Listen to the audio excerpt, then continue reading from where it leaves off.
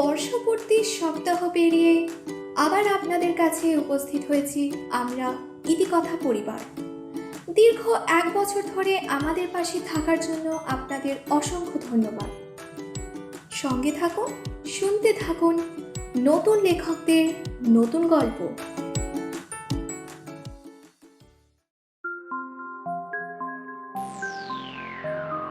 ইতিকথা পেজের বিশেষ নিবেদন, ভয় ভয়ঙ্কর সিরিজের 5ম গল্প সাক্ষী। লেখক সৌরজিৎ বসা। গল্পের প্রধান চরিত্রে গল্প পাঠক ইন্সপেক্টর রমানাথ এবং বিনয়বাবু। গল্পের সূত্রধর আমি সহেলি।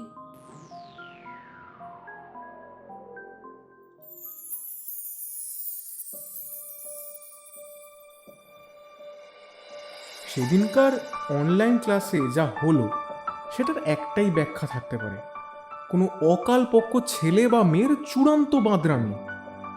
সৌম্যজিৎ ওরফে সরার বিজ্ঞান স্যার বিনয় বাবু বা কাকু যাই বলি, ফোনের ব্যাপারে চূড়ান্ত অজ্ঞ মানুষ। এরই মধ্যে লকডাউন, বাড়িতে ডেকে ক্লাস করানোর অবস্থা রাজ্যে নেই। অনলাইন ক্লাসের জন্য বিশেষ অ্যাপ নামিয়ে তাতে রুম ক্রিয়েট করে ক্লাস করানোর দক্ষতাও তার একেবারেই নেই। তাই কনফারেন্স কলেই ক্লাস শুরু হলো। 3 সপ্তাহ ভালোই ক্লাস চলল। সমস্যা হলো চতুর্থ ক্লাসে। সেই দিন যতগুলো প্রশ্ন তিনি ছাত্রদের জিজ্ঞাসা করলেন, তার সবকটার উত্তরই তার ছাত্ররা দেওয়ার আগেই কোনো অজ্ঞাত একটা মেয়ে দিয়ে দিল। বাংলা টান অস্পষ্ট, ঠিক যেন গুগল অ্যাসিস্ট্যান্টে বাংলা টাইপ করে সেই উচ্চারণ কেউ শোনাচ্ছে, বা সদ্য বাংলা শেখা কোনো ব্রিটিশ বাচ্চা তার আদো আদো উচ্চারণ শোনাচ্ছে। তবে সবকটা উত্তর একেবারে সঠিক। অন্যদিকে কনফারেন্স কলে কার ডিভাইস থেকে অডিও আসছে তা বোঝা সম্ভব নয়। অপরাধী ধরা পড়ল না, বরং স্যার এসব দেখে কাউকে কিছু না বলেই 1.25 ঘন্টার মাথায় ক্লাস শেষ করে দিলেন। অবশ্য সেদিন সরার অস্বস্তি একেবারেই হয়নি। উল্টে যে এই কাজের মাথা, তার প্রতি কৃতজ্ঞ থাকবে চিরকাল। তাকে যদি পড়া বলতে দিত স্যার, তাহলে তো সে কিছুই পারতো না। পরের দিন গার্জেন কল অনিবার্য ছিল। খুব বাঁচান বেঁচে গেছে। তবে স্যার এই ঘটনায় যে এত শান্ত থাকবেন তা কল্পনা করেনি কেউ। অবশ্য ঝড়ের আগেও শান্তিটা একটু বেশিই থাকে। স্যার ক্লাস শেষ করার আগে গম্ভীর গলায় বলেছেন, নেক্সট ডে ক্লাসে এমনি হলে আমি কিন্তু তোমাদের পড়ানো ছেড়ে দেবো।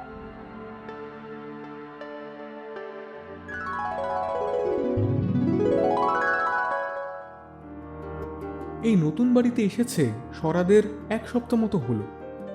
এতদিন তারা থাকতো হাতিবাগানের এক ভাড়া বাড়িতে। তার বাবা রাঙিত বাবু অনেকদিন ধরেই জমি খুঁজছিলেন। এরই মধ্যে তার নিকট বন্ধু বিনয় বাবুর কাছে এত ভালো আর এত সস্তা একটা পুরনো বাড়ির খোঁজ পেয়ে হাতের লক্ষ্মী পায়ে ঠেলেননি। বাড়িটা বিনয়বাবুর নিজেরই। তিনি একেবারেই একা মানুষ। এত বড় বাড়ি তার কাজে তো লাগেই না, তার উপর তার কাছে একটা ফ্ল্যাটও আছে।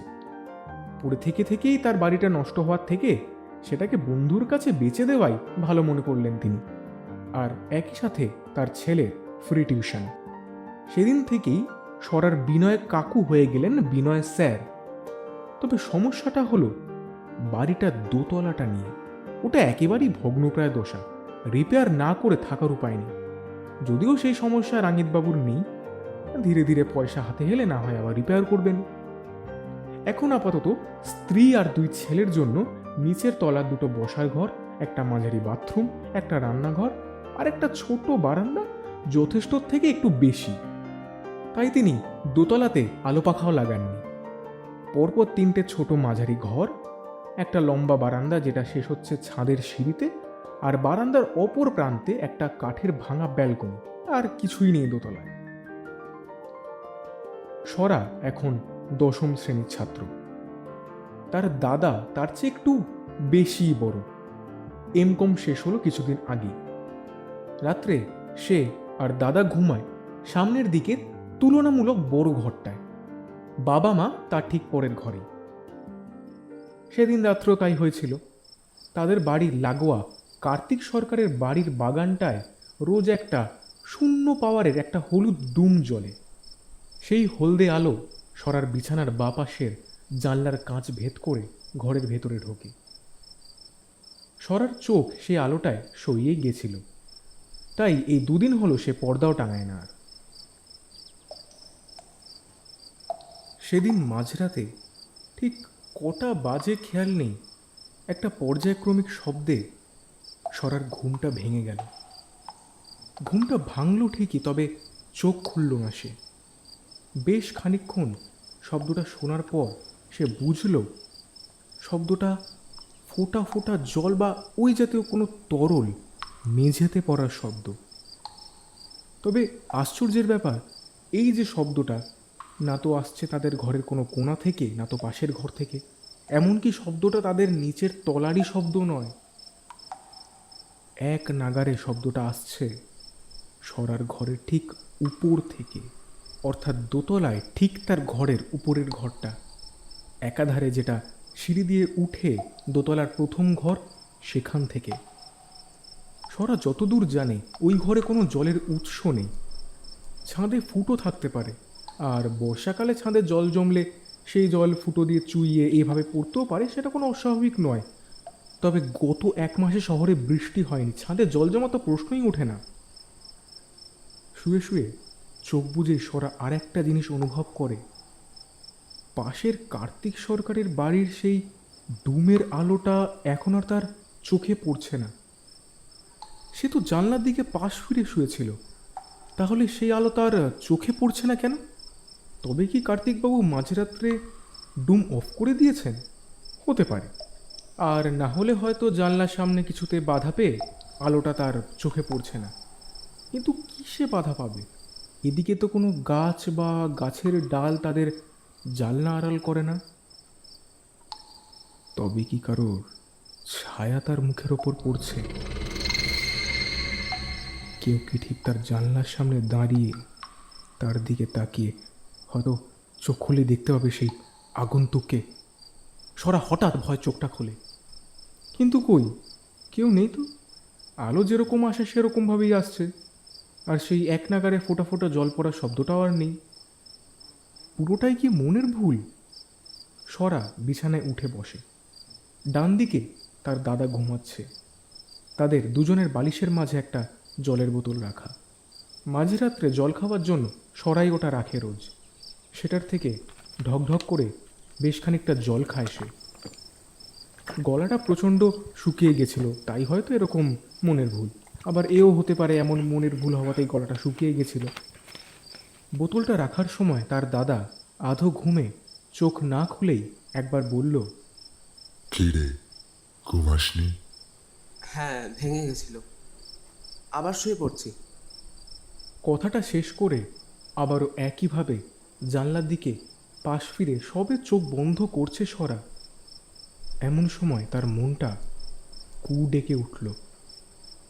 এই কিছুক্ষণ আগেই যে ব্যক্তি তার সাথে কথা বলল, সে কি তার দাদা? তার দাদার গলা তো এমনি নয়, এত গম্ভীর আর ভারী গলা তার দাদা কেন কোনো শরীরী প্রাণীর হতেই পারে না। এটা কে তবে? কার সাথে সে এতক্ষণ শুয়ে? এর মধ্যেই ঘাড়ের কাছেই প্রচণ্ড গরম নিঃশ্বাস পড়ে সরার, ঠিক যেন তার পাশেই আগুন জ্বলছে। চমকে ফিরে তাকায় সে, এ কি? তার দাদা উঠে বসেছে তার দিকে ঘুরে, তবে এখন তার মুখ আর তার দাদার মতো নেই। গাল দুটো থেকে ঠিকরে বেরিয়ে আসতে চাইছে ভেতরের লাল শিরা উপশিরা। চোখ দুটো আর নেই, তার জায়গায় বড় বড় দুটো গর্ত, আর সেই গর্তের গভীরে দুটো জ্বলন্ত বিন্দু, ঠিক যেমন জ্বলন্ত কয়লার থেকে উঠতে থাকা ছাইয়ের মধ্যে কিছু ছোট কয়লার জ্বলন্ত টুকরো চলে আসে, ঠিক সেই রকম। মাথার চুলগুলো খাড়াভাবে উঠে, যেন সেগুলো রূপান্তর হচ্ছে দগদগে আগুনে। মুখে কি মৃদু অথচ পৈশাচিক হাসি, যেন বহু যুগ পর সেই চোখ শিকার পেয়েছে। বিছানা থেকে ধর্মড়িয়ে উঠে বসে সরা। ভয় জোরে জোরে হাঁপাচ্ছে সে। ঘরের চারিদিকটা সে একবার ভালো করে দেখে নেয়। কই, সব তো ঠিকই আছে। জানলা দিয়ে মৃদু হলদে আলো, পাশেই তার দাদা মাঝঘুমে মগ্ন, এমনকি জলের বোতলটাও ঠিক সেই জায়গাতেই। কি বিভৎস দুঃস্বপ্ন দেখল সে! হঠাৎ এমন স্বপ্নে মাঝরাত্রে যে ঘুম ভেঙে যাবে তার, সে কখনোই ভাবেনি। বালিশের আরেক পাশে নিজের ফোনটা দেখে সরা। রাত 2:10। বাকি রাতটায় ঘুম আসবে কিনা জানা নেই, তাও ক্লান্তি মারাত্মক। এবারে সত্যিকারের জল খেয়ে দেহটা এলিয়ে দেয় সে। কিন্তু এর পরের সত্যিকারের ভয়টাও পায় সরা। সেই স্বপ্নের জল পড়ার শব্দ এখনো হয়েই চলেছে তার উপরের ঘরে। ওটা তার স্বপ্ন ছিল না। খুব ভালো করে শুনলে বোঝা যায় শব্দটা অবিরত হয়েই চলেছে। সরা ভয় ভয় একবার ভাবে দাদাকে ডাকবে, কিন্তু সাহস হয় না। দাদার দিকে পাশ ফিরে চোখ বুজে জেগে থাকে। কত রাত অবধি জেগেছিল জানা নেই, তবে শব্দটা শুনতে শুনতেই ঘুমিয়ে পড়ে সরা।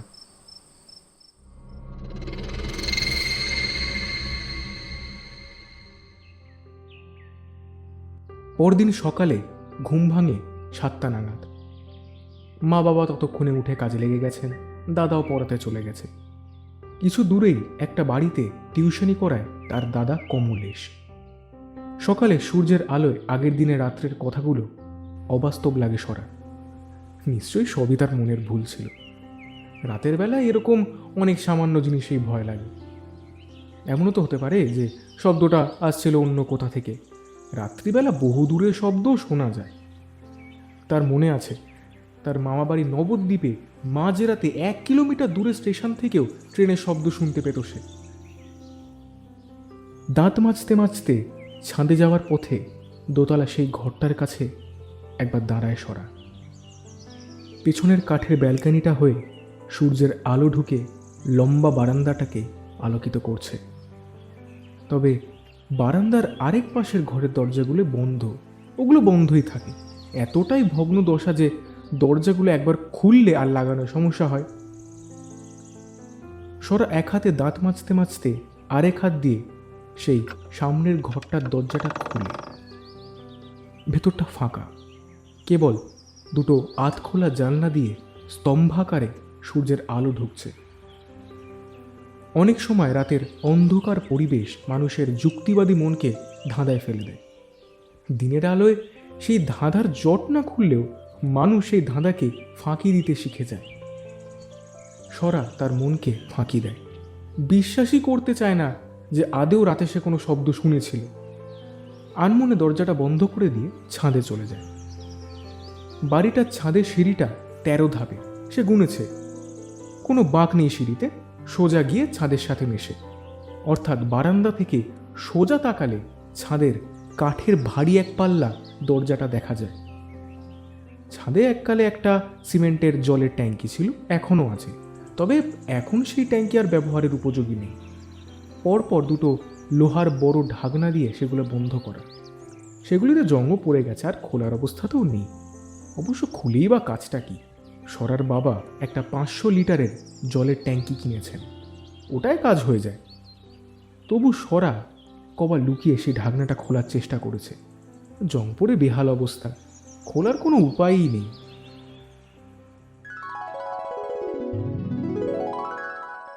সেদিন রাত্রেই সরার সকালের যাবতীয় সাহস উবে গেল। রাত 2টো নাগাদ ঘুম ভেঙে গেল তার। একই কারণে উপরের ঘর থেকে সেই জল পড়ার শব্দ, এক নাগারে পর্যায়ক্রমে টুপ টুপ শব্দ। এইবার সরার আর কোনো ভুল হয়নি। শব্দটা তাদের উপরের ঘরটা থেকেই আসছে, আর কোথাও থেকে নয়। সরা দাদাকে দুবার ঠেলা দেয় জাগানোর জন্য, তবে তার দাদার ঘুম জোরালো। সামান্য ঠেলায় ঘুম যে ভাঙবে না সেটা সরা জানত। বেশ কিছুক্ষণ ধাক্কা দেওয়ার পর চাপা স্বরে ডাকতে থাকে, দাদা, এই দাদা, আরে এই দাদা, ওঠ না দাদা। কমলেশ আধো ঘুমে বিরক্ত হয়ে বলে, আরে ধুর বাবা, কি হয়েছে? সরা উত্তেজিত হয়ে শব্দটার কথা বলতে যাবে, কিন্তু ঠিক সেই সময় সে বুঝতে পারে শব্দটা আর হচ্ছে না। দাদাকে ডাকতে গিয়ে শব্দটা যে নিজেই কখন থেমে গেছে সরা খেয়াল করেনি। ঠিক যেন সে তার দাদাকে ডাকছে দেখেই শব্দটা থেমে গেল, যেন সেটা ধরা দিতে চায় না নিজেকে সরা বাদে আর অন্য কারো কাছে। শব্দটা যেন জীবিত। একটা শব্দ হচ্ছিল উপরের ঘরে, জল পড়ার টুপ টুপ শব্দ। আগের দিনও পেয়েছি। বলে সরা। এত কম বয়সে নেশা করছিস? আমি এই বয়সেও করি না, বুঝলি তো। আরে সিরিয়াসলি, সবসময় তো ইয়ার্কি মারিস না তো। এখন ঘুমা চুপচাপ, আর এরপর আরেকবার ঘুম ভাঙালে একা শুবি পরদিন থেকে। যত সব।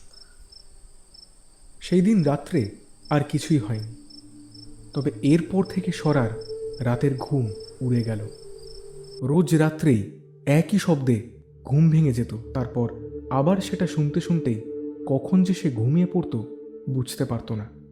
দাদাকে বললে দাদা বিশ্বাস করতো না, সেই ভয় বাবা মাকেও কিছু সে বলেনি। তবে এরকম মোটামুটি 5-6 দিন চলার পরে সরার ভয়টাও কেটে গেল। অতিরিক্ত চিনি খেলে যেরকম চিনি তেতো হয়ে যায়, ব্যাপারটা ঠিক সেই রকমই। কিন্তু আসল ঘটনাটা ঘটল 1 সপ্তাহের মাথায়। সেই দিন আবার তার বিনয় স্যারের পড়া ছিল কনফারেন্স কলে। স্যার পড়া শুরুর পর থেকেই প্রথম 1 ঘন্টা কোনো গণ্ডগোল ছাড়াই ক্লাস হলো। তবে তারপরে ঘটল এক ভয়ানক ঘটনা। সবাই ঘটনাটাকে স্বাভাবিকভাবে নিলেও সরা সেটাকে একেবারেই ইহজগতে কারোর কাজ ভাবার ভুল করল না। 1 ঘন্টা ক্লাস হওয়ার পর থেকেই ওদের কলে কোনো এক বহিরাগত মহিলার গলা পাওয়া যেতে শুরু করলো। তবে এই গলা আগের দিনের মতো বাচ্চা কারো নয়। মহিলার যথেষ্ট বয়স আছে, মধ্যবয়স্কা বলা যেতে পারে। বাংলা টান, কিন্তু একদমই বাঙালি সুলভ নয়। তিনি যে কেউ ওয়েস্টার্ন সেটা তার গলা শুনেই বোঝা যায়।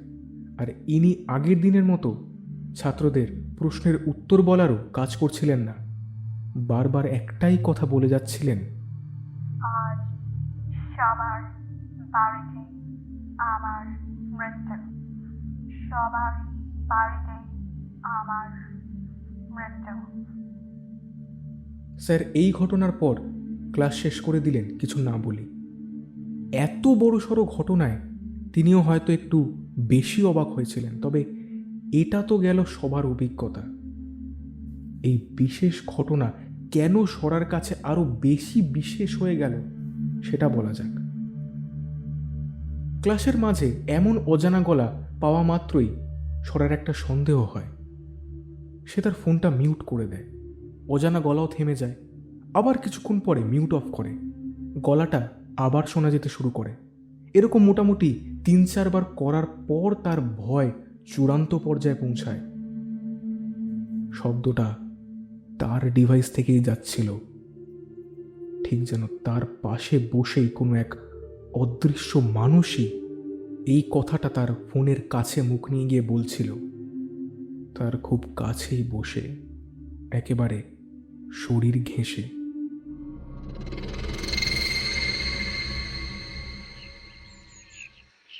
ক্লাস শেষ হওয়ার সাথে সাথেই তার বন্ধু অচিন্তর কল আসে। সরার এখন যে কোনো কল রিসিভ করতেই ভয় লাগছিল। কাঁপা হাতে রিসিভ করে কল। ওই পাশ থেকে খিলখিল করে হাসার শব্দ। অচিন্ত হাসছে। আরে ভাই, আজকে ক্লাসটা পুরো জমে ক্ষীর। কে করেছে বলতো? সামনে এনে একবার প্রণাম করতাম ভাই। স্যার পুরো মিউট হয়ে গেছে গলা শুনে। অচিন্ত হেসেই যাচ্ছে। হ্যাঁ, সেটাই। সরা হাসার অভিনয় করে, তবে হাসা আর হয়ে ওঠে না তার।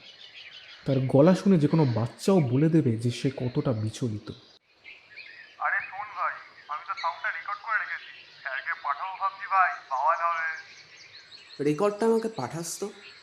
আচ্ছা, কালকে দিয়ে দেবো ভাই। রাখছি, খেতে বসবো। হ্যাঁ, রাখ।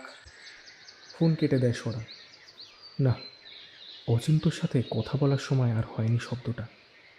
আচ্ছা, এমনও তো হতে পারে যে পুরো ব্যাপারটাই একটা কোইন্সিডেন্স। না হলে তো অচিন্তর সাথে কথা বলার সময়ও হওয়ার কথা ছিল শব্দটা। সরা নিজের ওপরই বিরক্ত হয়। কি হবে মনকে ভুল বুঝিয়ে?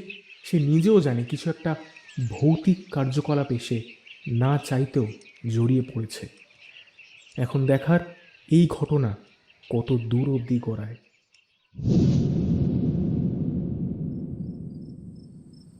সেদিন রাত্রের জন্য সরা তৈরি ছিল। তার আর ঘুম আসেনি।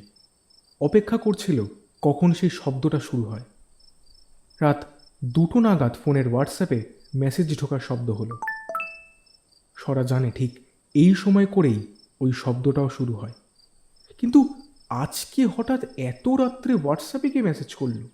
ফোনটা খুলে দেখল অচিন্ত মেসেজ করেছে, একটা অডিও। সরা অডিওটা লো সাউন্ডে চালিয়ে কানের কাছে ধরে। যেটা পাঠাতে বলেছিল অচিন্তকে সেই অডিওটাই। প্রথমে ক্লাসের সাধারণ কিছু কথা, তারপরেই সেই অজ্ঞাত মহিলার কণ্ঠ। আর সরার বাড়িতে আমার মৃত্যু। সরার বাড়িতে আমার মৃত্যু। সরার খটকা লাগে। আবার শোনে অডিওটা। আর সরার বাড়িতে আমার মৃত্যু। সরার বাড়িতে আমার মৃত্যু। ঠিক ধরেছে, একটা খটকার বিষয় আছে। ক্লাসে যখন সে কথাটা শুনেছিল সে সরার কথাটাকে সবার ভেবেছিল। অর্থাৎ আসল কথাটা হলো যার মৃত্যু হবে সেটা হবে সরার বাড়িতে। ক্লাসের বাকিরা নিশ্চয়ই কথাটা সরারই শুনেছিল। সেই জন্যই অচিন্ত সবার শুরুতে তাকেই কল করেছিল। আর এই ঘটনায় সরাকে বিচলিত বুঝেও কিছুই বলেনি, কারণ তার কাছে সরার বিচলিত হওয়াটাই স্বাভাবিক। সরার হাত থেকে ফোনটা পড়ে যায়। উপরের ঘরে শব্দটা শুরু হয়ে গেছে। ঘড়িতে ঠিক 2:05। সরা খুব সন্তর্পণে বিছানা থেকে নামে যাতে তার দাদার ঘুম না ভাঙে। ঘরের দরজা খুলে ধীরে ধীরে সিঁড়ি দিয়ে দোতলায় ওঠে। সিঁড়ি দিয়ে উঠেই দোতলায় ঢোকার আগে যে একপাল্লার দরজাটা রয়েছে সেটা কিঞ্চিৎ ফাঁক করা। সরা আলতো করে দরজাটা খোলে। ফোনের টর্চটা জ্বালিয়ে আলোটা বারান্দায় ফেলে। ঘুটঘুটে অন্ধকার বারান্দায় ফোনের টর্চের আলো নিতান্তই নগণ্য। তবে পরিবেশ এরকম ভৌতিক না হলে এইটুকুই আলোই যথেষ্ট মনে হয়। বারান্দাতে উঠেই বাঁহাতেই ঘরটা, সেটার ভেতর থেকে এখনো শব্দটা আসছে। সরা আলোটা ঘরটার দরজায় ফেলে, সেটাও সামান্য একটু ফাঁক করা। এমনিতে তো ছিটকিনি তোলা থাকে, কিন্তু আজকে এমনভাবে দুটো দরজা ফাঁকা করা যেন সরার ঠিক আগেই কেউ এই একই রাস্তা বরাবর এই ঘরটায় প্রবেশ করেছে। সরা দরজায় কান পাতে। শব্দটা ঘরের অন্য কোণা দিয়ে আসছে, অর্থাৎ দরজাটা যেই দিকে সামান্য খোলা সেই দিকের ফাঁক দিয়ে চোখ রাখলে কিছুই দেখা যাবে না। দেখতে হলে দরজাটা পুরোটাই খুলতে হবে। সরার দরজাটা খোলার ইচ্ছে হয় না, কিন্তু তাও সে নিজেকে সামলাতে পারে না। জানে ভেতরে যাই থাকুক তা শরীরই কিছু নয়, তবুও ধীরে ধীরে দরজার কড়াটাকে শক্ত করে ধরে। মনে মনে 1 থেকে 3 অবধি গুনে খুলতে যাবে দরজাটা, এমন সময় সজোরে দরজাটা ভেতর থেকে কেউ বন্ধ করে দেয়। ভয় 3 হাত ছিটকে গিয়ে মেঝেতে পড়ে যায় সরা। ফোনটা হাত থেকে পড়ে গিয়ে অফ হয়ে যায়।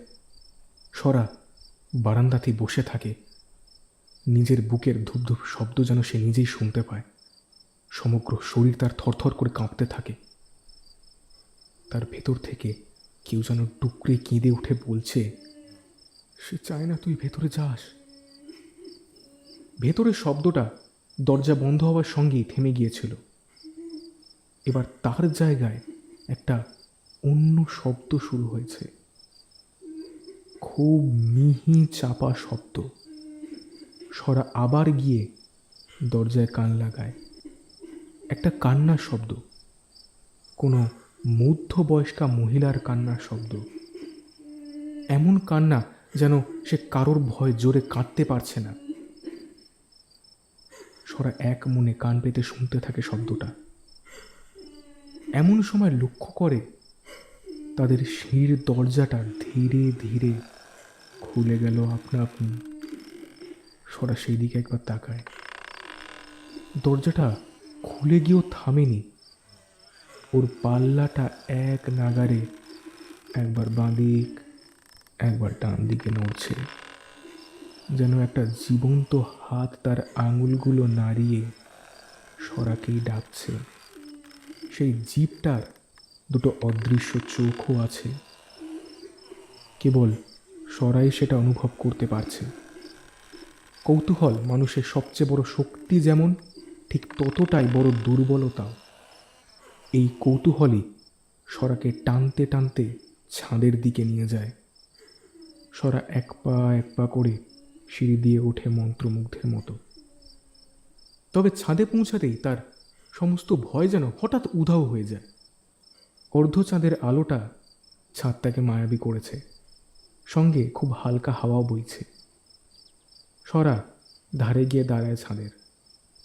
দোতলার ঘরটা থেকে বেরিয়ে সে খুব হালকা অনুভব করে।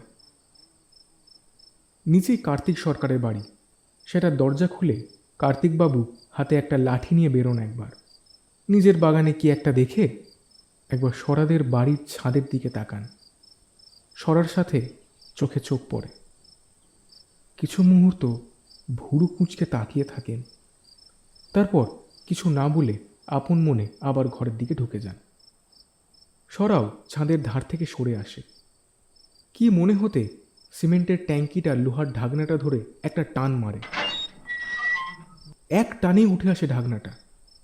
তার নিচে আরও একটা ঢাকনা। সরা ওটাও টেনে তোলে। ভিতরে চাঁদের আলো পড়তে যা দেখে তাতে অবাক না হয়ে সে আর পারে না। এটা কোনো ট্যাঙ্কি নয়, একটা আস্ত সুড়ঙ্গ। লোহার সিঁড়ি নেমে গেছে সুড়ঙ্গ বরাবর। নিচে গাঢ় অন্ধকার মিশে আছে। দেখে মনে হয় কোনো শতাব্দী প্রাচীন প্রাগৈতিহাসিক জন্তুর মুখগহ্বর। বাড়ির মানচিত্রটা মনে মনে কল্পনা করে সরা। এই বাড়িতে ট্যাঙ্কির নিচে একটা মোটা পিলার আছে, সেটা নিশ্চয়ই ফাঁপা। সিঁড়িটা ওর ভেতর দিয়েই নামছে।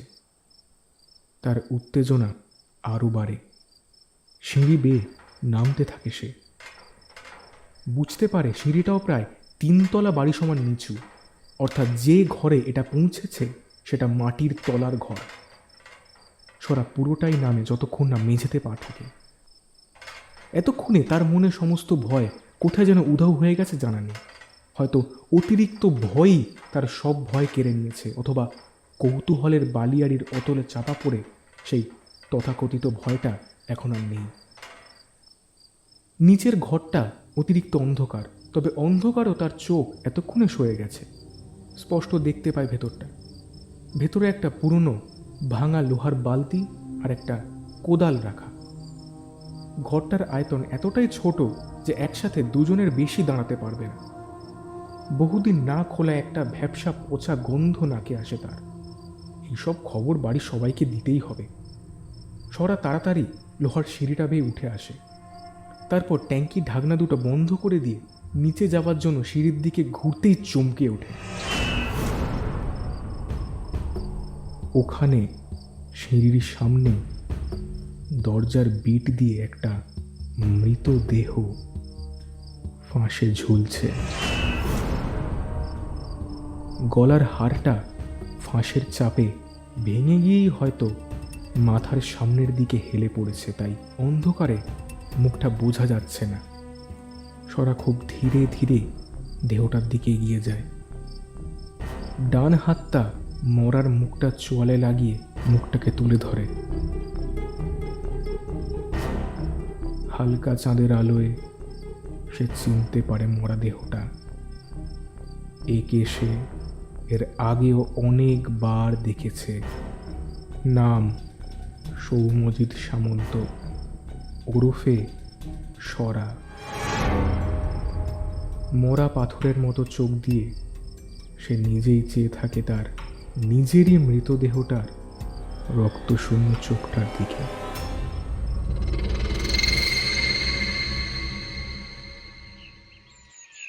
আচ্ছা, তোমার পুরো নামটা কি বললে জানো? স্যার অচিন্ত অধিকারী। না না, আমায় স্যার বলতে হবে না, আঙ্কেল বলবে, কেমন? ঠিক আছে স্যার, সরি আঙ্কেল। 28শে অগস্ট রাত 2টোর সময় তুমি জেগে কি করছিলে? আঙ্কেল আসলে আমি প্রায় রাতের দিকে একটু গেম খেলি। সেদিনও তাই করছিলাম। হঠাৎ মাঝরাতে মনে পড়লো আমাকে সৌম্যজিৎ, মানে ওই সরা আর কি, অডিওটা পাঠাতে বলেছিল, তাই লাস্ট কলটা ওর কাছে তোমার ফোন থেকেই গিয়েছিল, মেবি 9:30 নাগাদ। তো কী কথা হয়েছিল? আরও কিছু হয়তো বলতো অচিন্ত, কিন্তু তার আগেই ইন্সপেক্টর রমানাথ বড়াল অন্য প্রশ্ন ছোড়েন। ওই তো একই জিনিস, ওই অডিওটা নিয়েই। ওটা কে করতো তোমাদের ক্লাসে জানো? সত্যি করে বলো। রমানাথ বাবুর মুখে একটা ছেলে ভোলানো মিষ্টি হাসি খেলছে। সত্যি কথা জানি না আঙ্কেল, তবে এই নিয়ে ঘটনাটা 2 দিন। 2 দিন? 2 দিন মানে? ইন্সপেক্টর অবাক হন। হ্যাঁ, এর আগের ক্লাসেও এমনি হয়েছিল। একটা বাচ্চা মেয়ের গলা করে কে যেন আমাদের সব উত্তরগুলো বলে দিচ্ছিল। বাচ্চা মেয়ে? তুমি কি অডিওটা রেকর্ড করেছো? কেউ কি করেছে তোমাদের ক্লাসে? না আঙ্কেল, ওটা কেউ করিনি। কি বলেছিল মেয়েটা? আঙ্কেল তেমন কিছু না, শুধু কয়েকটা প্রশ্নের উত্তর দিয়েছিল, তবে ওই রকমই বিদেশি বাংলা টান। তোমাদের স্যার রেগে যাননি? হ্যাঁ, তবে কেউ ধরা না পড়ায় তেমন কিছু বলতে পারেনি। আচ্ছা, ধন্যবাদ, পরে আবার দরকার হতে পারে তোমাকে। ইন্সপেক্টর মৃদু হেসে উঠে পড়েন। কাকুরগাছি মোড়ের কাছে একটা পুরনো বাড়িতে খুনটা হয়েছে প্রায় 2 দিন হতে চলল, কিন্তু এখনও পর্যন্ত কোনো ক্লু কিছুই তার হাতে আসেনি। রমানাথ বাবু পরিবারের 3 জনকে জিজ্ঞাসাবাদ করে কিছুই জানতে পারেননি, কিন্তু ছেলেটার দাদাটা নির্ঘাত কিছু একটা লুকিয়েছে এ বিষয়ে তিনি নিশ্চিত। এতদিনে ছেলেটার বন্ধুর সাথে কথা বলে কিছু একটা ক্লু হাতে পেয়ে একটু হালকা লাগছিল তার। নিজের গাড়িটায় বসে এফএমে একটা গান চালাতে যাবেন এমন সময় আবার কল এলো। হ্যালো, সতীশ বলো, শুনছি। মৃত্যু স্যার ফাঁসিতে হয়নি ছেলেটার, মৃত্যুর পরে ফাঁসিতে ঝোলানো হয়েছে স্যার, এমনকি ঘাটটাও ভেঙেছে মৃত্যুর পরে। সে কি, তাহলে মরেছে কিভাবে? স্যার ওটাই তো, there is no reason of death। সুস্থ স্বাভাবিক ছেলে হঠাৎ করে মারা গেল স্যার। এই ধরুন 1 সেকেন্ড আগেও বেঁচে আছে, 1 সেকেন্ড পরেই মারা গেল। মানে স্যার আমি বলতে পারি এইভাবে আপনি মারা গেলেন, সরি মানে ধরুন আমি মারা গেলে মরার আগেও জানতে পারতাম না যে স্যার আমি মরে যাচ্ছি। তাহলে ঘাটটা কি ফাঁসের চাপেই ভেঙে গিয়েছে? স্যার ছেলেটার যা ভার তাতে ফাঁসের চাপে ঘাট ভাঙবে না, সেটা মরার বেশ খানিকক্ষণ পর হয়েছে। মানে স্যার যেই মেরে থাকুক মরার পরেও রাগ যায়নি তার, তাই এইসব সাইড এফেক্ট বলতে পারেন। ঠিক আছে, রাখছি। রমানাথ বাবু ফোনটা কেটে দেন। তার 30 বছরের পুলিশি জীবনে কখনো কোনো বাচ্চার ওপর এত রাগ ও এইভাবে খুন তিনি প্রত্যক্ষ করেননি। এখন তার বয়স 50-55 তো হবেই। রমানাথবাবুর স্ত্রী আর তার ছেলে থাকে কালনাতে। স্বামী স্ত্রী দুজনে যেহেতু চাকরি করে, তাই তাকে কলকাতাতে আর তার স্ত্রীকে কালনাতেই থাকতে হয়। ছেলেটার বয়স 20 বছরের একটু বেশি। মায়ের কাছে থাকাটা তার নিজস্ব মতামত ছিল। কলকাতার ফ্ল্যাটটায় রমানাথবাবু তাই একাই থাকেন। যশোর রোডের উপর লেক টাউনে তার ফ্ল্যাটটা 4th ফ্লোরে। একা থাকার একটা আলাদাই স্বাধীনতা আছে। স্ত্রী ছেলেকে মিস করেন ঠিকই, তবে কাজকর্মের ফাঁকে তাদের কথা খুব বেশিও ভাবেন না। পুলিশের চাকরিতে ছুটি কম, তাই পরিবারের কাছে যাওয়া হয় কম। বেশিরভাগ সময় তার স্ত্রী আর ছেলেকে কলকাতায় এসে তার সাথে দেখা করতে হয়। তবে সেই দিন রাতে তার ফ্ল্যাটে দেখা করতে এলেন তার আরেক বন্ধু তরুণ পাল। তিনিও পুলিশ ইন্সপেক্টর। থানা আলাদা, তবে দুজনের বন্ধুত্ব কিন্তু সেই স্কুল লাইফ থেকে। হালকা হুইস্কি আর সিগারেটের ধোঁয়ায় দুজনের গল্প প্রায় জমে উঠেছিল। রাত কত খেয়াল নেই এমন সময় রমানাথ বাবুর ফোনটা বেজে উঠল। হ্যালো স্যার, স্যার সতীশ বলছি। গলা শুনেই বোঝা যায় ওপাশে সতীশ বেশ বিচলিত। যাই হয়ে থাকুক, তা সতীশের অপ্রত্যাশিত কিছু। হ্যাঁ বলো সতীশ, কি হয়েছে? হ্যাঁ স্যার, স্যার এখানে কি ঠিক হচ্ছে বুঝছি না স্যার। আমি আর আমার এক পার্টনারের একটা কাজ ছিল, তাই আজকে হাসপাতালে এসেছিলাম। স্যার 2 ঘন্টা আগে ওই বাচ্চার ডেড বডিটা দেখেছিলাম, কিন্তু সব তখন ঠিক ছিল। কিন্তু এখন তো স্যার, এখন এখন কি হয়েছে? স্যার এত ঠান্ডাতে রিজার্ভ করার পরেও বডি 2 ঘন্টায় পৌঁছে গেলে অবস্থা খারাপ। এতটাই পৌঁছে গেছে যে চিনতে পারা যাচ্ছে না বডি। সে কি? আচ্ছা ভালো করে দেখো প্রসেসে কোনো ভুল হয়েছে কিনা। না স্যার, কোনো ভুল নেই। আচ্ছা তাহলে তোমাদের সিনিয়রকে বলে কিছু তো একটা করো প্লিজ। দাঁড়ান স্যার, আমি দেখছি কি করা যায়। দেখো। রমানাথবাবু বিরক্ত হয়ে ফোনটা কেটে দেন। কি রে, কি হয়েছে? বলেন তরুণবাবু। আরে ধর, একটা কেস নিয়ে ঝামেলা। কাকুরগাছি মোড়ের কাছে একটা পুরনো বাড়ি আছে, সেখানে একটা বাচ্চা ছেলে, ওই বছর 13-14, খুন গেছে। কাঁকুরগাছি মোড়ের কাছে বিনয়দার বাড়ি আছে তো একটা, অনেক দিন টাচে নেই ওনার সাথে। আরে হ্যাঁ, ওনারই বাড়ি ছিল, বেচে দিয়েছে। বেচে দিয়েই তো ঘটনাটা। ও বাবা, এই ব্যাপার। এমনিতে ওই ভদ্রলোকের কেচ্ছা আছে ভাই। তরুণবাবু ঠাট্টা সুরে হাসেন। কি কেচ্ছা? রমানাথবাবু সামান্য স্খলিত পায় বিছানায় গিয়ে ধপ করে বসে পড়েন। কেচ্ছা শোনার ইচ্ছে তার একেবারেই নেই। কাজের জন্য বেশ কিছু বছর উনি কার্ডিফে ছিলেন, আমিও একই জায়গায় থাকতাম। আমাদের হোটেলটা আলাদা ছিল, তবে পরিচয় ছিল। ওখানে এক মহিলার সাথে ওনার ওই আর কি যা হয়, ভালোই রিলেশন ছিল। কিন্তু ভদ্রলোক বিয়ে করেননি শুনেছি। মহিলাকে আমিও চিনতাম, ওই বাংলা বলতে পারতেন আধো আধো। কথাগুলো শুনে রমানাথবাবুর মুখটা চুন হয়ে যায়। হয়তো সেই ভদ্রমহিলার আদো আদো বাংলা উচ্চারণ সেও শুনেছে ফোনের অডিও রেকর্ডে। তবে কি ভদ্রমহিলা বিনয়বাবুর কাছেই থাকেন? কিন্তু তাহলে তাকে ক্লাসে এমন কথা বিনয়বাবু বলতেই বা কেন দেবেন যাতে ছাত্ররা ভয় পায়? আর সেই বাচ্চা মেয়েটাই বা তাহলে কে? অলৌকিক কিছু। এক মহিলা। খুব ক্ষীণ স্বরে নিজের অজান্তেই কথাটা উচ্চারণ করে ফেলেন রমানাথবাবু। এই রে, 1টা বাজতে যায়, বাবা দেরি হয়ে গেছে, ভাই আসি। বলেন তরুণবাবু। বন্ধুর বিবর্ণ মুখটা লক্ষ্য করেন না তিনি। ড্রিঙ্ক করেছিস কিন্তু, পারবি গাড়ি চালাতে ঠিক করে? আরে তুই নিশ্চিন্তে ঘুমা। তরুণবাবু রমানাথবাবুকে আর কিছু বলার সুযোগ না দিয়ে বেরিয়ে যান, যদিও তিনি কিছু বলার অবস্থাতেও ছিলেন না। ফ্ল্যাটের গেটের সামনে দাঁড়িয়ে বন্ধুকে সিঁড়ি দিয়ে নেমে যেতে দেখে দরজা বন্ধ করে দেন তিনি। সিঁড়ি দিয়ে নামার সময় এই গভীর রাত্রে বিল্ডিংয়ের সব ফ্ল্যাটের নিস্তব্ধতা তরুণবাবুর বুটের শব্দকে আরও জোরালো করে দিচ্ছিল। সেকেন্ড ফ্লোরের কাছে যখন তিনি পৌঁছালেন, সিঁড়ির লাইটটা হঠাৎ একবার কেঁপে উঠেই অফ হয়ে যায়। তরুণবাবু মুখ থেকে একটা বিরক্তি প্রকাশ করা শব্দ করে ফোনের টর্চটা জ্বালতে যাবেন, এমন সময় একটা পায়ের শব্দ পান। সিঁড়ি দিয়ে নামার শব্দ, তারই মতোই বুটের শব্দ। তাহলে কি রমানাথবাবু আসছেন তাকে ধরতে লাইটটা বন্ধ হয়ে গেছে দেখে? তরুণবাবু দাঁড়িয়ে অন্ধকারে একবার উপরের দিকে উঁকি দেন, আর সঙ্গে সঙ্গেই শব্দ থেমে যায়।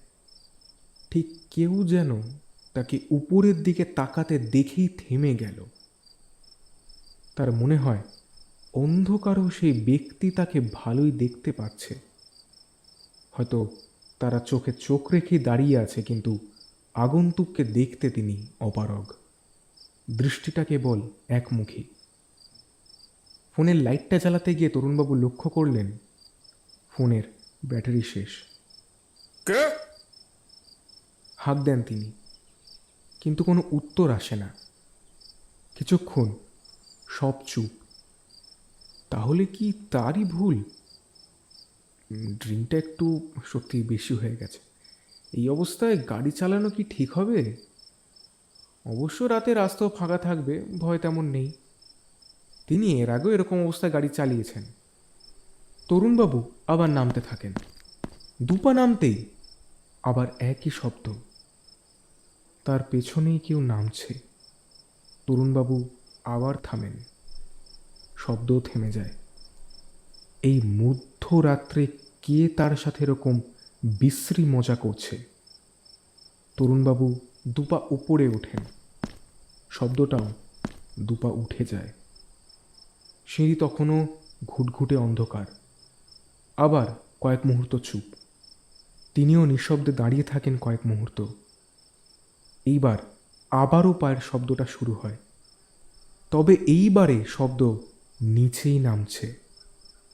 অদৃশ্য সেই পায়ের মালিক যেই হন, তিনি তরুণবাবুর দিকেই আসছে। তরুণবাবু এখনো চুপ করে দাঁড়িয়ে থাকেন।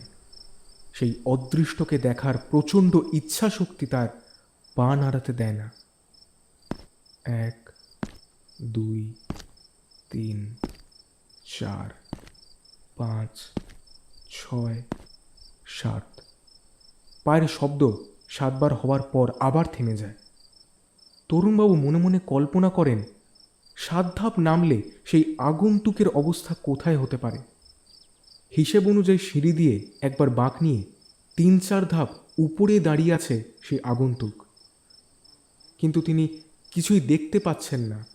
অন্ধকারের প্রাচীর তার চোখকে আরো বেশি করে ঢেকে দিচ্ছে। এবার হঠাৎ তরুণবাবু ঘাড়ের কাছে প্রচণ্ড গরম নিঃশ্বাস অনুভব করেন কারোর। খুব গরম, যেন পাশেই আগুন জ্বলছে। পর মুহূর্তেই সব সাধারণ, ঠিক যেন ঝড়ের গতিতে কিছু তার দেহের খুব কাছ দিয়ে চলে গেল নিমেষের মধ্যে, একেবারে শরীর ঘেঁষে। আবার সিঁড়ির লাইটটা জ্বলে ওঠে। তরুণবাবু একটা দীর্ঘশ্বাস ফেলে আবার নিচে নামতে থাকেন। ফ্ল্যাটের বাইরে তার গাড়িটা দাঁড় করানো।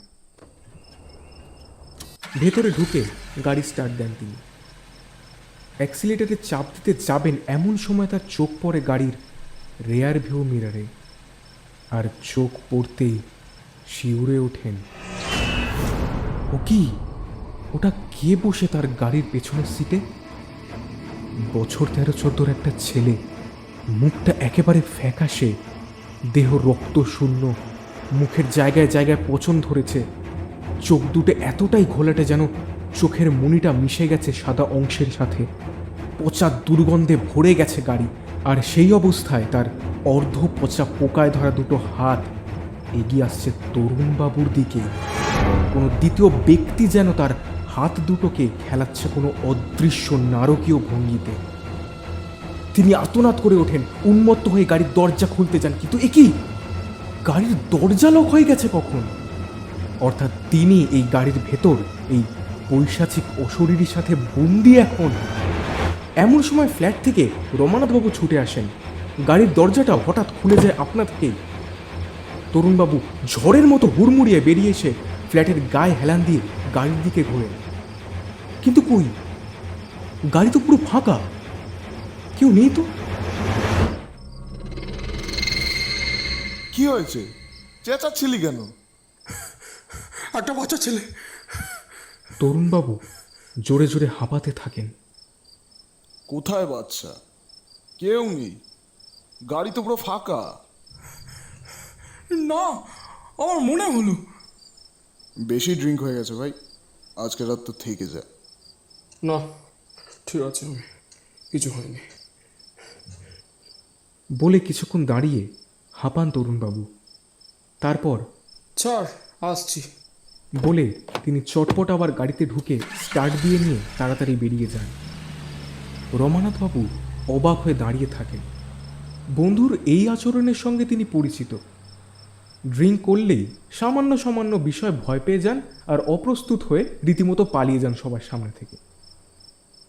যতক্ষণ না তরুণবাবুর গাড়িটা মোড়ের কাছে বাঁক নিচ্ছে, নিচে দাঁড়িয়ে থাকেন রমানাথবাবু। তার খুঁতখুঁতে মন নিয়ে ফ্ল্যাটের দিকে ঘুরতে যাবেন এমন সময় তার ফোনটা আবার বেজে ওঠে। আবার সতীশ কল করেছে। Hello. Hello hello sir, sir এখানে কি হচ্ছে কিছু বুঝছি না স্যার। সতীশ কাঁদছে নাকি? এত বড় কি ঘটল? রমানাথবাবু ব্যাকুল হয়ে জিজ্ঞাসা করেন, কি কি হয়েছে? Sir sir sir sir dead বডিটা কোথায় গেল, কি হলো কিছু বুঝছি না স্যার।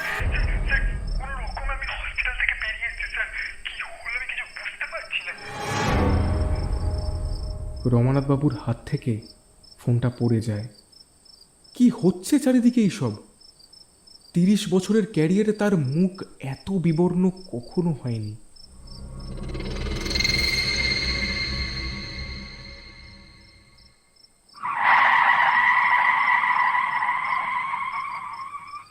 হঠাৎ পাড়ার কাছে একটা গাড়ির জোরে কর্কশ ব্রেক কষার শব্দে কমলেশের ঘুমটা ভেঙে গেল।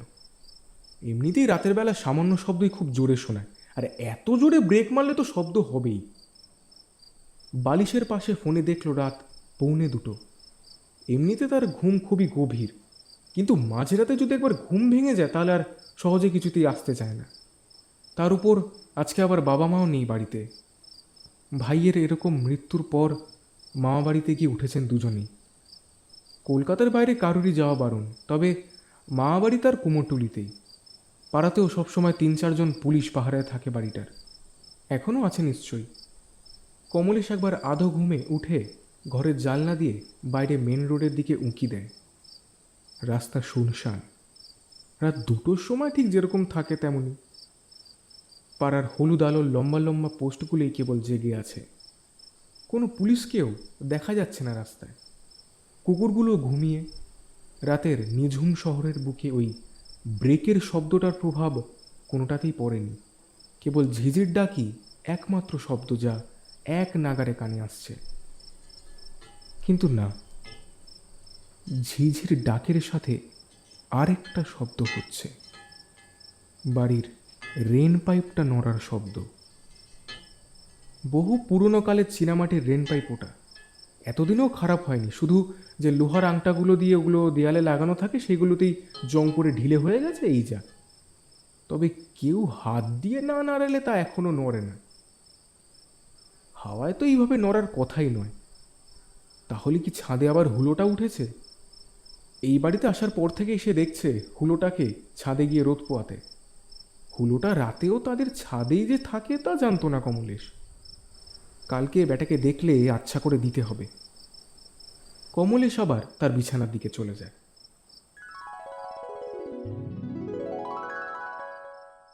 রমানাথবাবু এখনো পর্যন্ত 21 বার ফ্ল্যাটের সামনে দাঁড়িয়ে বন্ধুকে ফোনে ট্রাই করেছে, কিন্তু ফোন সুইচড অফ। ভয়ে তার শরীর বরফের মতো ঠান্ডা হয়ে গেছে। না জানি বন্ধু এখন কি পরিস্থিতিতে রয়েছে।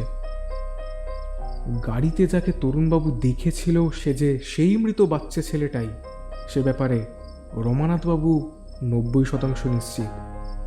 যুক্তিবাদী মন মানতে না চাইলেও এটাই সত্যি। আর যদি সত্যি নাও হয়, যদি ধরেই নেন এসব তরুণের ওভার থিঙ্কিং, তাও অন্তত একবার পরখ করা তো জরুরি। তারও উপায় নেই, কারণ কল যাচ্ছে না। তাহলে এখন তার কি করণীয়? নিজের গাড়িটা নিয়ে কি একবার তরুণের ফ্ল্যাটে যাবেন এক্ষুনি? কমলেশ বিছানা সবে উঠছে এমন সময় আবার একটা শব্দ তার কানে আসে। না, এবার আর রেন পাইপটা নড়ছে না, জল পড়ার শব্দ হচ্ছে বোধহয়।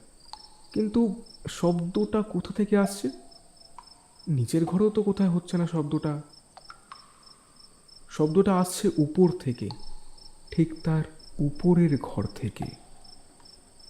টুপ টুপ করে জল বা কিছু একটা তরল ছাদের সিলিং থেকে দোতলার মেঝেতে পড়ছে।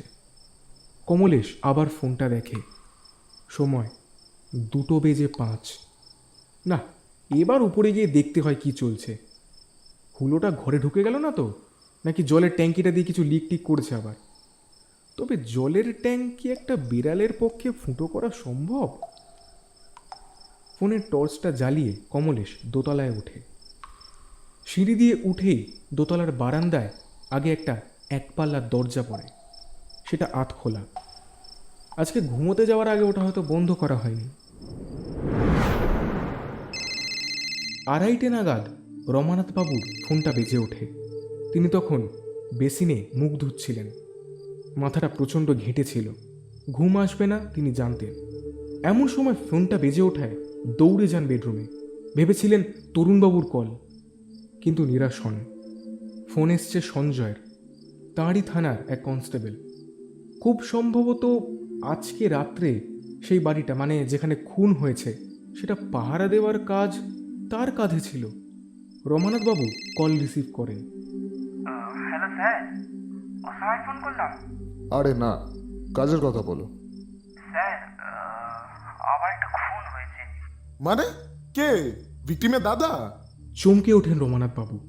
না স্যার, তবে কে? ইন্সপেক্টর তরুণ পাল স্যার। সম্ভবত আপনি চিনেন, একইভাবে মারা গেছে। ডেড বডি ফার্স্ট দেখেছে ভিকটিমের দাদা কমলেশ। ওই আমাকেও বেরিয়ে এসে খবর দেয়। তবে এখন অজ্ঞান হয়ে গেছে স্যার ছেলেটা। আপনি একটু স্পটে আসুন স্যার, পারলে ভালো হয়। তবে রমানাথবাবু হতবাক হয়ে বসে পড়েন বিছানায়। এই ঘটনার কোনো ব্যাখ্যা তার কাছে আপাতত নেই। না জানি কেস চলাকালীন আরও কত অবাস্তব কার্যকলাপের সাক্ষী হবেন তিনি।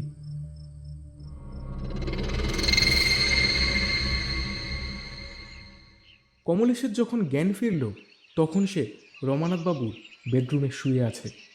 জ্ঞান ফিরতেই ধর্মড়িয়ে উঠে বসে সে। আস্তে আস্তে, চিন্তা নেই, তুমি আমার বাড়িতেই আছো।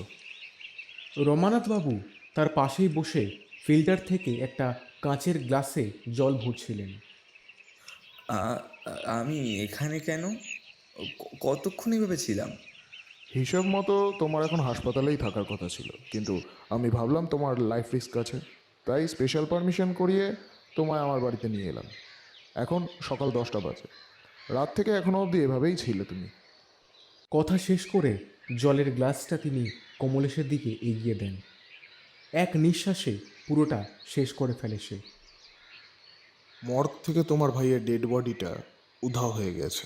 হ্যাঁ, সে কি? কোথায় গেল? জানি না, তরুণ পালি বা আগের দিন রাত্রে গাড়িতে করে তোমাদের পাড়ায় গিয়ে রেইন পাইপে করে ছাদে উঠে মারা গেলেন কি করে তাও জানি না। রেইন পাইপ বেয়ে? রেন পাইপে ওনার একারি জুতোর ছাপ ছিল। ওনার গাড়িটাও দাঁড় করানো ছিল তোমাদের পাড়ার কাছে, তবে ওটা ঠিকভাবে পার্ক করা ছিল না। তাড়াহুড়োই ছিল নিশ্চয়ই। এবার তুমি আমাকে এমন কিছু বলো যেটা আমি জানি না, কেবল তুমি এক্সপিরিয়েন্স করেছো। না বললে আমার মনে হয় আরও অনেকেরই জীবন সংকটে আছে। স্যার দেখুন, আমি এসবের কিছুই জানি না। আগের দিন রাত্রে আমিও এগুলোই বুঝতে পেরেছিলাম, আর বেশি কিছু। Kamlesh, please think carefully. কিছু তো জানোই তুমি। কমলেশের কথা শেষ করার আগেই রমানাথবাবু বলে ওঠেন। কিছুক্ষণ চুপ করে থাকে কমলেশ। তারপর হঠাৎ একটা ঝিনুকে মুক্ত খুঁজে পেয়েছে এমন ভঙ্গিতে সে বলে, হ্যাঁ হ্যাঁ স্যার, একটা অন্য শব্দ, বুঝলেন তো? একটা টুপ টুপ শব্দ। আমার ভাইও বলেছিল শুনতে পায়, আমি তখন শুনতে পাইনি। হ্যাঁ স্যার, কাল কিন্তু পেয়েছিলাম, ঠিক উপরের ঘরেই স্যার। আমি তোমাদের দোতলা সিঁড়ির পাশের ঘরটা তল্লাশি করছিলাম যখন, তখনও একটা আশ্চর্য জিনিস লক্ষ্য করি। যে কালো পাথরের সেলফগুলো ছিল সেগুলোকে ভালো করে পরীক্ষা করছিলাম। ওখানে খুব হালকা লাল সিঁদুরের ছাপ ছিল, ঠিক যেন কেউ মোছার চেষ্টা করেছে, তবে কিছু দাগ ওঠেনি এখনো। কয়েকটা পচা ফুলের টুকরোও ছিল ওখানে। এসব কী কাজে লেগেছে বলে মনে হচ্ছে? তন্ত্র? ঠিক, তোমরা আসার আগে ওই বাড়িতে খুব সম্ভবত তন্ত্র সাধনা হতো। এসব কিছুর কোনোটাই লৌকিক নয় কমলেশ। এসব বলতে? কমলেশ অবাক হয়ে প্রশ্ন করে। প্রত্যুত্তরে রমানাথবাবু তার ভাইয়ের মৃত্যু থেকে শুরু করে বিনয়বাবুর কেচ্ছার যাবতীয় গল্প বলতে থাকেন পরপর ঘটনাক্রম অনুযায়ী। কমলেশ সবই হাঁ করে শুনতে থাকে। এসব তার কল্পনারও বাইরে ছিল। গল্পের বইয়ের সাথে যে কখন তার নিজের জীবন গুলিয়ে গেছে সে ধরতে পারছিল না। রমানাথবাবুর কথা শেষের দিকে তখন হঠাৎ তার ফ্ল্যাটের দরজায় কড়া পড়ে। ঠিক তার পর মুহূর্তেই আবার কলিং বেলটাও বেজে ওঠে। বাইরের আগন্তুক হয়তো প্রথমে খেয়াল করেনি কলিং বেলটা, তাই ভুল করে কড়া নেড়ে দিয়েছিল। রমানাথবাবু দরজা খোলেন। একটা কালো লিকলিকে ঝাঁকড়া চুলের লোক ঘরে ঢোকে। পরনে কেবল একটা নোংরা গেঞ্জি আর একটা হাফ প্যান্ট। কাজ হয়েছে? রমানাথবাবু প্রশ্ন করেন। হ্যাঁ স্যার, ডেট? জুলাইয়ের 26 তারিখ। আচ্ছা, কেউ কিছু টের পায়নি তো? কি যে বলেন স্যার, এতদিনের ইনফরমার, কেউ টের পেয়েছে কোনো দিন? রমানাথবাবু লোকটার কাঁধে দুবার হাত চাপড়ে একটা 500 টাকার নোট গুঁজে দেন তার হাতে। লোকটা নিঃশব্দে ঘর ছেড়ে চলে যায়।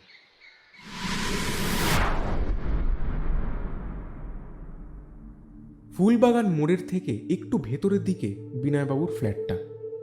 কমলেশকে নিয়ে রমানাথবাবু যখন সেখানে পৌঁছালেন তখন দুপুর 2টো। গ্রাউন্ড ফ্লোরেই তার ফ্ল্যাট। কলিং বেল টিপতে বিনয়বাবু নিজেই দরজা খুললেন। ইনভেস্টিগেশন চলাকালীন এনার সাথে এখনও দেখা হয়নি রমানাথবাবুর, তাই কমলেশকেই দুজনের পরিচয় করিয়ে দিতে হলো। ভেতরে ঢুকে তিনজনেই সামনাসামনি দুটো সোফায় বসলেন। ফ্ল্যাটটা বেশ বড়, তবে একটাই ঘর। ডাইনিংটাই বেশিরভাগ জায়গা জুড়ে। সেখানেই মুখোমুখি দুটো সোফা রাখা আছে। চা বা কফি কিছু খাবেন? আসলে বাড়িতে আমি একাই থাকি তো কোনো চাকর রাখিনি, রান্নাটা আমাকেই করতে হবে। বেশ আতিথেয়তা সুলভ হাসি হেসে কথাগুলো বলেন বিনয়বাবু। না না, আপনার পরিশ্রম বাড়াতে আমি একদমই আসিনি। কিছু কাজের কথা ছিল আপনার সাথে, বলেন ইন্সপেক্টর রমানাথ। বেশ তো, বলুন না কি সেই কাজের কথা? আপনার ছাত্রকে নিয়ে। ও হ্যাঁ, ঘটনাটা সত্যিই নির্মম। আপনি এই ফ্ল্যাটটা কিনেছেন 26 জুলাই আর বাড়িটা বেচেছেন 12 অগস্ট। হঠাৎ অত বড় নিজের বাড়ি বেচে দিয়ে একটা ফ্ল্যাটে কেউ কোনো একান্ত স্বার্থ ছাড়া আসে না বিনয়বাবু। তো আপনার স্বার্থটা ঠিক কি? কমলেশ লক্ষ্য করে বক্তা আর শ্রোতা দুজনেরই চোয়াল শক্ত। তার মধ্যে শ্রোতা একেবারেই চুপ, কিছু বলার অবস্থাতেই নেই হয়তো। ঠিক বুঝলাম না। শান্ত গলায় বলেন বিনয়বাবু। বোঝাচ্ছি, বলেন ইন্সপেক্টর। বাড়িতে কোনো এক সময় তন্ত্র সাধনার ছাপ স্পষ্ট। অলৌকিকভাবে পরপর দুজনের মৃত্যু, যার মধ্যে একজন আপনার লুকোনো কেচ্ছা আমাকে বলার পরেই মারা গেলেন। আর দোতলার সামনের ঘর থেকে টুপ টুপ শব্দ রোজ রাতেই শুনতে পাওয়া যায়। কনফারেন্স কলে বিদেশি মহিলার অস্পষ্ট বাংলা উচ্চারণ। এরপরেও আপনার কিছু বোঝার অসুবিধা হচ্ছে মাস্টারমশাই? প্রায় 1 মিনিট তিনজনেই ঘরের মধ্যে নিস্তব্ধতা পালন করে।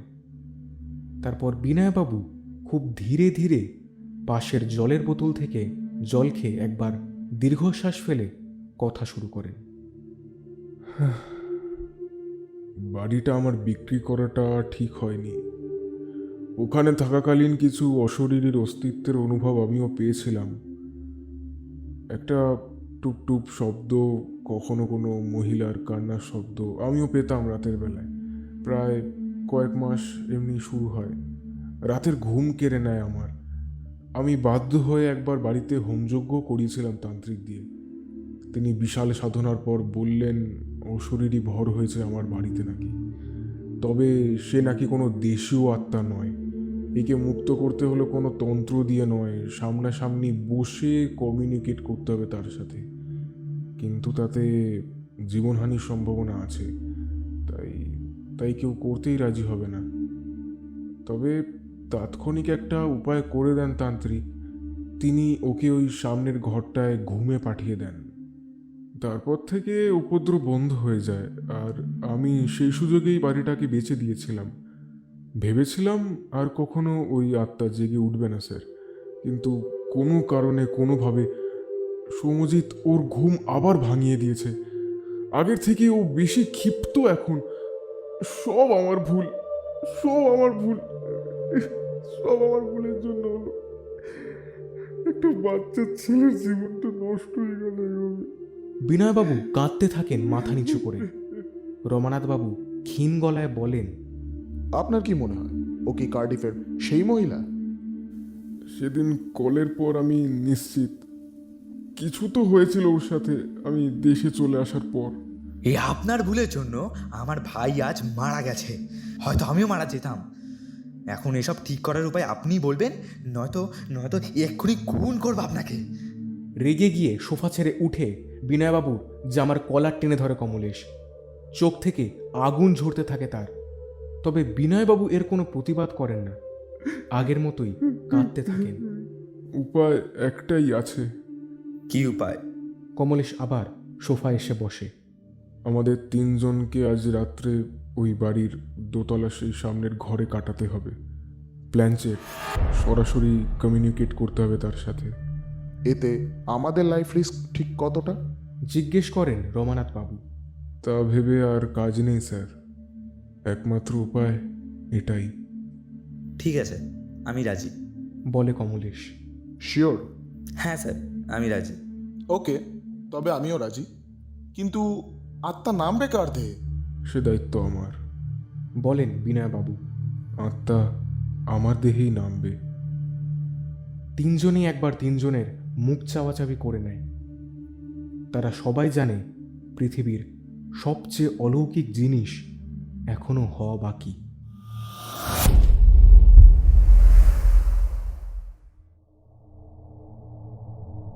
রমানাথবাবুর আদেশেই সেই দিন সেই বাড়িটার থেকে সমস্ত পুলিশ পাহারা সরিয়ে দেওয়া হয়।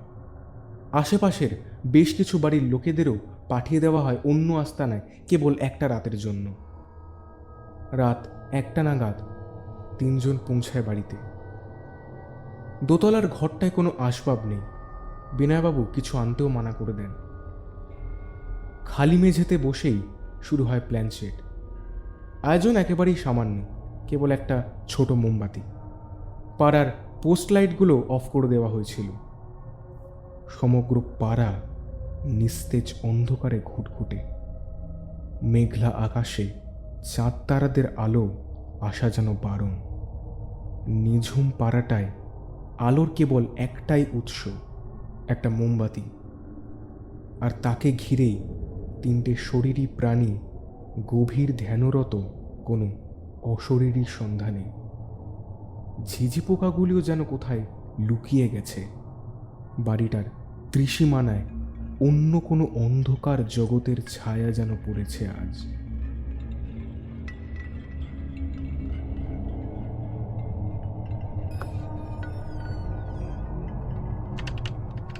হঠাৎ ঘরের দরজা বন্ধ হওয়ার শব্দ। তাদের ঘরের থেকেই কেউ দরজার দিকে যে গেছে তা সবাই বুঝতে পারে, কিন্তু চোখ খোলা মানা। তবুও বিনয়বাবুর কণ্ঠে চোখ খুলতে বাধ্য হয় কমলেশ ও রমানাথ বাবু। তিনি খিলখিলিয়ে হাসছেন, তবে ভৌতিক হাসি নয়, শয়তানি হাসি। কারণ তিনি এখন রয়েছেন দরজার ওই পাশে। দরজা বাইরে থেকে ছিটকিনি দেওয়া, অর্থাৎ ভেতরে বন্দি ওরা দুজন। তাদের ধ্যানের ফাঁকে তিনি তার এই জঘন্য কাজটি করেছেন। তবে কেন এমন করলেন তিনি? বিনয়বাবু, বিনয়বাবু, আপনি কি করছেনটা কি?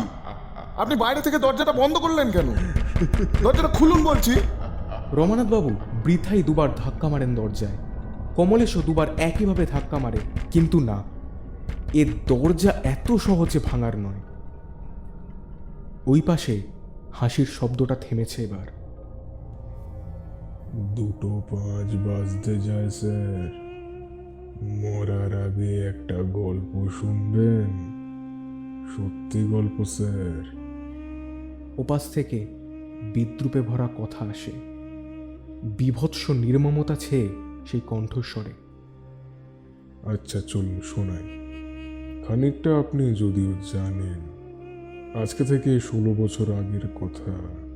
আমি তখন কাজের সূত্রে কার্ডিফে। মেয়েটার নাম ছিল এরিন হোয়াইট। তখন মাঝবয়সে আমি তার প্রেমে পড়ে গেলাম। অনেক দূর সম্পর্ক এগুলো, কিন্তু বিয়ে আর হলো না। বিধর্মীর সাথে আমাদের পরিবারে বিয়ে অসম্ভব। দেশে চলে এলাম। আপনার বন্ধু ইন্সপেক্টর তরুণ পালও জানতো সব।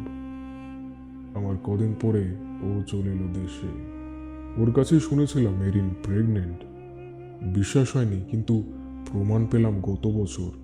হঠাৎ একদিন নিজের মেয়েকে নিয়ে হাজির আমার এই বাড়িতে। মেয়েটার বয়স 13-14 হবে, ওই ঠিক সৌম্যজিতেরই বয়সী। আমাকে ব্ল্যাকমেল করতে লাগলো স্যার। আমি প্রথমে ভালোভাবে বোঝালাম যে এখন এসব স্বীকার করে নেওয়া আমার পক্ষে সম্ভব নয়। টাকা দিতে রাজি হলাম, নিল না। আমি যদি এখন এসব সবার সামনে স্বীকার করি তাহলে আমার রেপুটেশনটা কোথায় যাবে বলুন তো স্যার? রেপুটেশনটাই সবার আগে আমার জীবনে, জানেন তো? তার আগে কিচ্ছু নেই, কিচ্ছু না। আমি বুঝলাম এদের থেকে নিষ্কৃতি পাবার একটাই উপায়। দিনটা 28 আগস্ট। এই ঘরটাতেই রাত 2:05 নাগাদ বুকে ছুরি গেঁথে ফাঁস লাগিয়ে ঝুলিয়ে দিলাম স্যারেনকে। মেয়েটাকেও মেরে দিলাম ওর মায়ের সাথেই। ঝুলতে ঝুলতে ওই ছুরিটা বেয়ে টুপ টুপ করে রক্ত পড়ছিল সেদিন। ঠিক যেই শব্দটা আপনারা এখন পাচ্ছেন, ঠিক ওই রকম। হ্যাঁ, একদম ওই রকম। ঘরের ভেতর দুজনের পেছনে ততক্ষণে আবার একই শব্দ শুরু হয়েছে, আর সঙ্গে যোগ হয়েছে একটা গুনগুন মিহি কান্নার শব্দ। চাপা কান্না, কেউ যেন ঠিক চেয়েও গলা ছেড়ে কাঁদতে পারছে না। তারপর দুজনের ডেড বডিটা নামিয়ে নিয়ে এসে পুঁতে দিলাম আমাদের বাড়ির আন্ডারগ্রাউন্ডে। এটা স্যার সত্যিই বলছি, আমার একটা অ্যাডভান্টেজ ছিল। বহু পুরনো বাড়ি স্যার এটা। ওই সিমেন্টের ট্যাঙ্কিটা কোনো ট্যাঙ্কি না, সুড়ঙ্গ স্যার, আস্ত সুড়ঙ্গ। না না, ওটা আমি বানাইনি, আগে থেকেই ছিল বাড়িতে। কোনো কালেই ওটা আমাদের জলের ট্যাঙ্ক ছিল না। ওখানেই সবচেয়ে সেফ জায়গা পেলাম। তারপর 1 বছর সব ঠান্ডা, কিন্তু স্যার 1 বছরের মাথায় আবার সমস্যা শুরু হলো জানেন। সেই গুনগুন কান্না, সেই টুপটুপ জমাট গাঢ় রক্ত পড়ার শব্দ শুরু হলো বাড়িতে। এসব করেও আমাকে ডাকতো স্যার। ধীরে ধীরে পাগল হয়ে গেলাম। বুঝলাম এই বাড়ি ছেড়ে আমাকে পালাতে হবে। কিন্তু তারপর বুঝলাম যদি আমি চলে যাই তাহলে এই আত্মা অন্য কাউকে ডাকবে, আমার সব কাজ প্রকাশ্যে চলে আসবে আবার। অন্যে হয়ে উপায় খুঁজতে লাগলাম। তারপর বুঝলাম অশরীরীকে কেবল অশরীরই আটকাতে পারে। স্যার, কখনো কাল শয়তানের নাম শুনেছেন? বেতাল।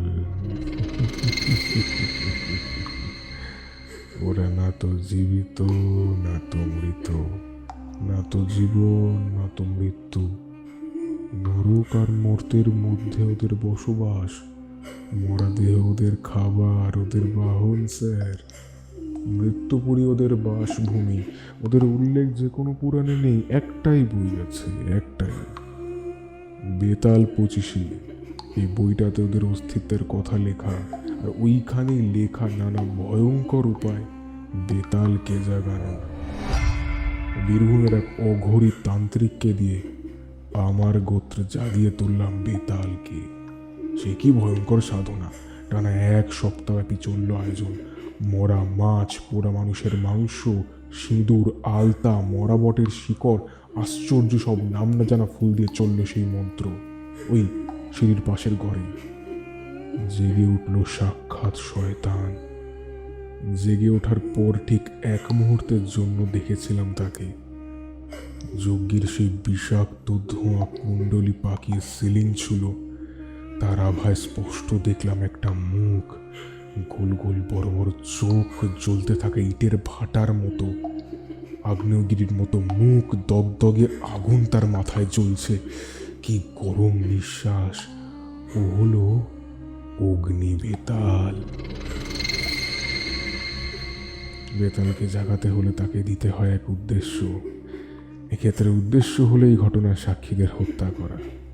তবে সীমাবদ্ধতাও ছিল, এই বাড়ির বাইরে ও কাউকে হত্যা করতে পারবে না। ঘরের বাইরে তার জাদু কাজ করলেও মৃত্যু ঘটাতে পারবে না কারোরই। বিনয়বাবু একটানা কথার মাঝে হাঁপাতে থাকে।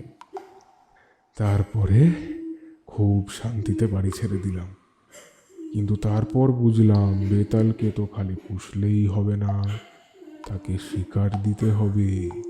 শিকার না পেলে ও আমাকে হত্যা করতে পারে। বেচে দিলাম বাড়িটা। জানতাম এই বাড়িতে যেই আসবে তাকেই ডাকবে ঋণের অতৃপ্ত আত্মা, আর যে কেউ এই ব্যাপারে সামান্যতম কিছু টের পাবে সেই ঘটনার সাক্ষীতে রূপান্তর হবে। বেতালের হাতে ঘটবে তার মৃত্যু। সাপও মরবে, লাঠিও ভাঙবে না স্যার। বেতালের প্রথম শিকার হলো সৌম্যজিৎ অর্থাৎ সরা, তারপর তরুণ, আর এখন আপনাদের পালা স্যার। শুনতে পাচ্ছেন স্যার, পেরিন ডাকছে আপনাদের। ঘরের ভেতরে দুজনে নিঃশব্দে বসে পড়ে। ঘাড়ের কাছে তাদের ঘন ঘন গরম নিঃশ্বাস পড়ছে। মৃত্যু কেবল এখন সময়ের অপেক্ষা। দেহ হালকা হয়ে আসছে। ঘরের বাইরে থেকে আসা বিনয়বাবুর হাসির শব্দটাও খুব জোরে কানে বাজছে এখন। কখন তাদের আত্মা তাদের দেহ ছেড়ে যে চলে যাবে তা তারা জানতেও পারবে না, ঠিক যেমন জানতে পারেনি সরা, জানতে পারেননি তরুণবাবু।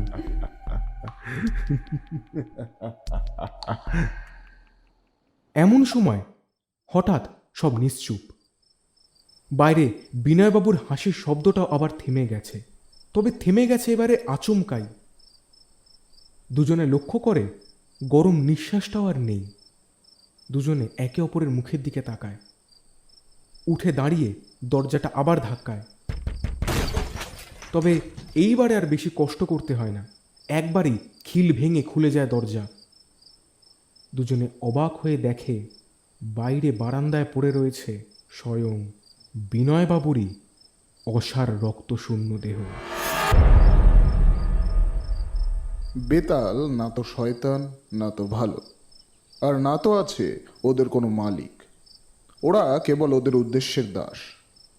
তুমি যদি ভালো করে লক্ষ্য করো দেখবে প্রতি ক্ষেত্রে বাড়িতে উপস্থিত সেই মারা গেছে যে সবচেয়ে বড় সাক্ষী ঘটনার। প্রথমে তোমার ভাই, তারপর তরুণ। তুমিও কিন্তু ওই দুই ক্ষেত্রেই বাড়িতে ছিলে, কিন্তু তুমি মরনি। এক্ষেত্রে আমার ধারণা এটাই হয়েছিল যে ঘটনাটার সাক্ষী স্বয়ং বিনয়বাবুর থেকে বড় আর কে আছেন।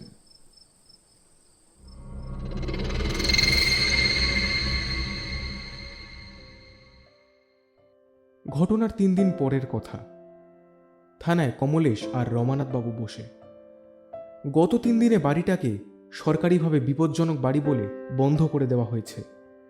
কমলেশ তার পরিবার নিয়ে ফিরে গেছে আবার হাতিবাগানের সেই ভাড়া বাড়িতে।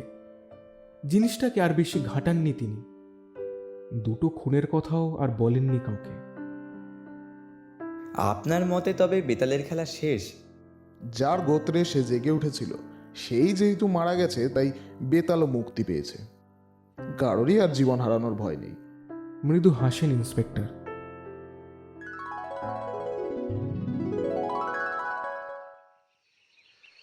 ঘটনার 2 সপ্তাহের মাথায় সকাল সকাল কমলেশ খবরের কাগজটা খুলে বসে, কিন্তু ফ্রন্ট পেজটা দেখেই তার চোখ স্থির হয়ে যায়।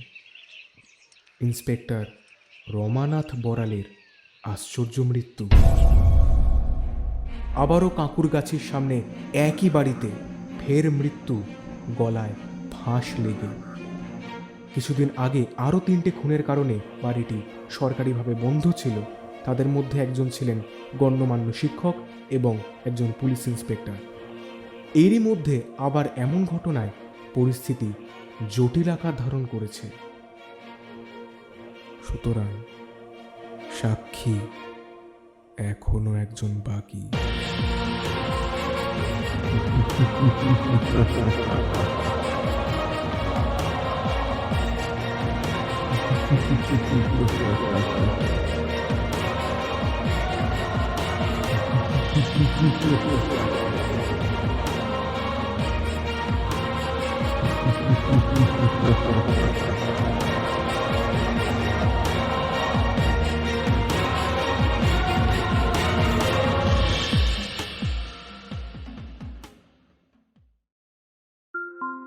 শেষ হলো সৌরজিৎ বসাকের লেখা সাক্ষী।